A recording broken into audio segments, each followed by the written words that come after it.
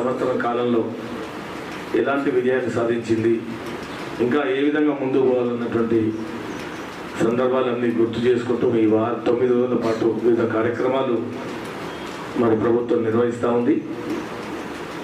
మరి ఈరోజు చూస్తే ప్రపంచంగా విద్యాశాఖకే మరి ప్రభుత్వం అవకాశం ఇవ్వడం జరిగింది. ముఖ్యంగా ప్రభుత్వం ఏర్పడగానే రేవంత్ రెడ్డి గారి నాయకత్వంలో విద్యకు వైద్యకు ప్రాధాన్యత ఇచ్చే విధంగా ముందు పోతున్నటువంటి పరిస్థితి. ముఖ్యంగా రాష్ట్రంలో ఉన్నటువంటి అన్ని కాన్స్టిట్యున్సీస్లో దాదాపుగా 40 నుంచి 50 ఎకరాల్లో